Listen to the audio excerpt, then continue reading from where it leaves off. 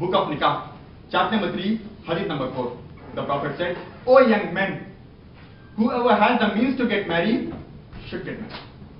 In another narration, Prophet ﷺ is reported to have said that marriage is complete half your deen.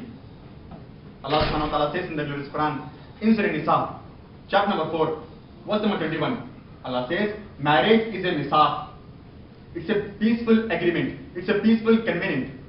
Allah subhanahu wa ta'ala says in the glorious Quran, in Surah Rum, chapter number 30, verse number 21, Allah says, amongst his signs, he has created for you maids of like character, and he has put love and tranquility between you both, so that you will dwell in love and tranquility.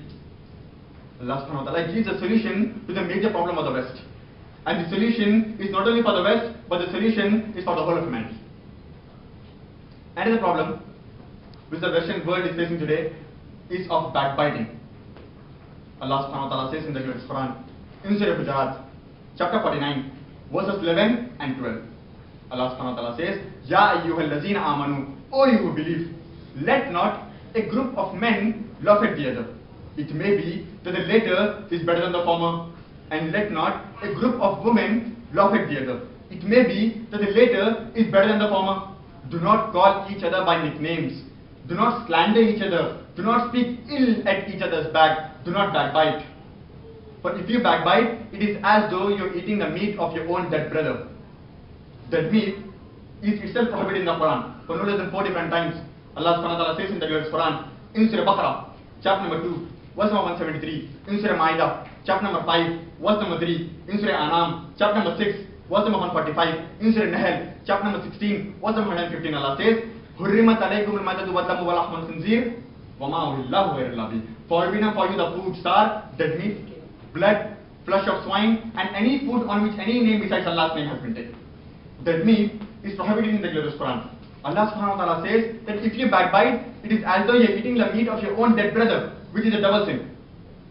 Allah subhanahu wa ta'ala says in the glorious Quran, in Surah Humazah, chapter 104, verse number 1, Allah says, وَيْلٌ لِكُلِّ هُمَزَةٍ لُمَزَةٍ. Woe to every kind of monger, slander, and backbiter.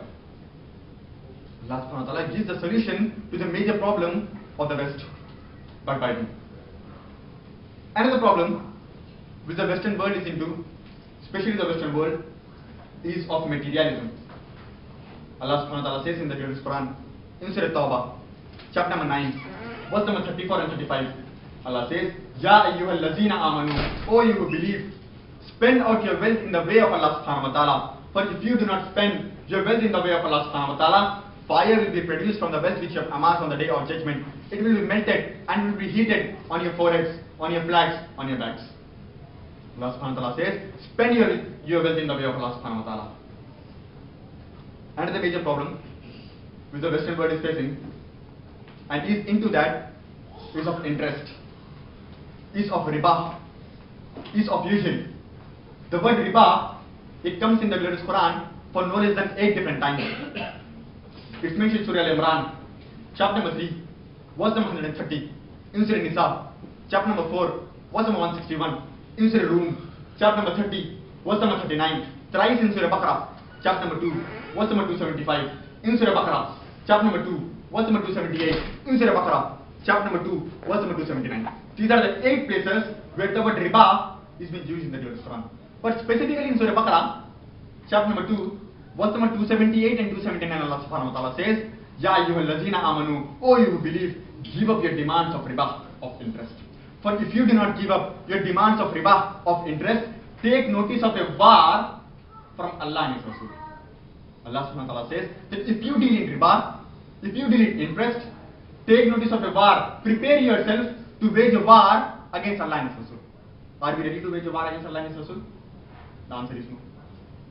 If you look at the statistics of America, America has taken a loan of how many $1 trillion from World Bank? Can anyone guess?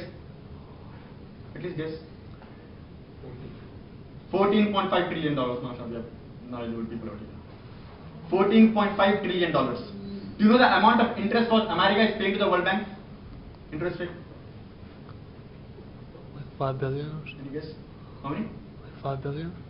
$414 billion. $414 billion is the interest what America is paying to the World Bank.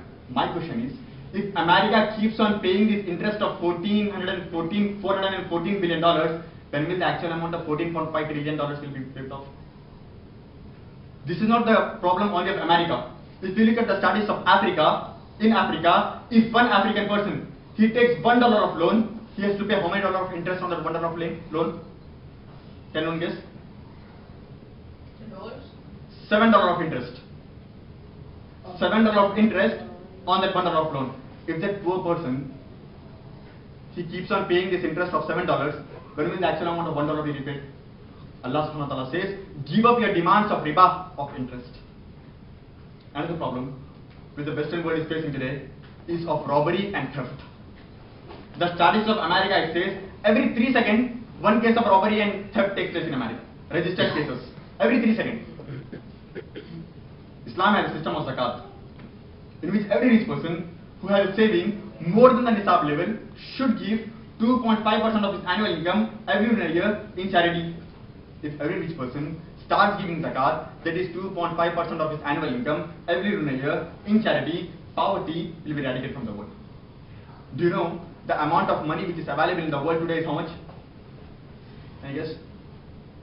Amount of money which is available in the world today. $65.15 trillion. $65.15 trillion. The statistics continues and it says that out of this $65.15 trillion, the 1/3 of this amount is being utilized by 2/3 of the people. 1/3 of this $65.15 trillion is being utilized by 99.85% of the people. The other amount of the $65.15 trillion is being utilized by 0.15% of the people. That means the small portion of the amount is being used by maximum number of people. The majority is using the small portion of the amount, and the minority is using the majority of the amount. The statistics continues and it says only if this 0.15% of the people, they take out 2.5% of their annual income every year in charity, poverty of 138 countries who are below poverty line will be eradicated, along with their interest, sood ke saath, will be eradicated. This is the miracle of zakat. After that, Allah subhanahu wa ta'ala says in the glorious Quran, in Surah Ma'idah, chapter number 5, verse number 38, Allah says, say to the robber, be it be male or a female, chop off his or her hands as a punishment for the robber. Islam has a system. Islam has a solution to the problems of robbery. One may say chopping of the hands. In this age of science and technology, Islam is a barbaric way. It's a ruthless way. Imagine if we implement the Islamic Sharia in America, that every man who has a saving more than the nisab level should give 2.5% of his annual income every year in charity. After that, if anyone robs, he will get his hands chopped off. I am asking you a question. Will the cases of robbery and theft in America, will it increase? Will it decrease? Will it remain the same? Will it increase? Yeah. Will it decrease? Will it remain the same? Decrease. It will decrease. It's a practical law. You implement the Sharia, you will get the results. Islam has a solution to the problems of the West. Islam has a solution to the problems of humanity. Another problem which the Western world is facing is of women's molestation, is of raping. Islam has a system of hijab. People normally, they talk about hijab for women. But Allah subhanahu wa ta'ala in the glorious Quran, He first talks about hijab for men and then for women. Allah subhanahu wa ta'ala says in the glorious Quran, in Surah Nur, chapter number 24, verse number 30, Allah says, say to the believing men, that whenever they look at a woman, any brazen thought, any unashamed thought comes to their mind, they should lower their gaze and they should guard their modesty. And in the next verse, Allah subhanahu wa ta'ala says, of Surah Nur, chapter number 24, verse number 31, Allah says, say to the believing women, that whenever any unashamed thought comes to their mind, they should lower their gaze and they should guard their modesty and display not their beauty and ornaments except what appears thereof, and they should put a veil over their bosoms, and they should display not their beauty except in front of their father, their brother, their husband, and a big list of haram is given in the glorious Quran. And there are basically 6 criteria of hijab. The first is different for the male and female, and the other 5 are same for the male and female. The part which the man should cover is from the navel to the knee and above the ankle. And for the women, complete body should be covered. The other 5 criteria are, the clothes they wear should not be so tight that it reveals the figure. The clothes they wear should not be transparent, which can be seen through. The clothes they wear should not be glamorous, which attracts the opposite sex. The clothes they wear should not resemble that of an unbeliever. The clothes they wear should not resemble that of an opposite sex. These are the basic systems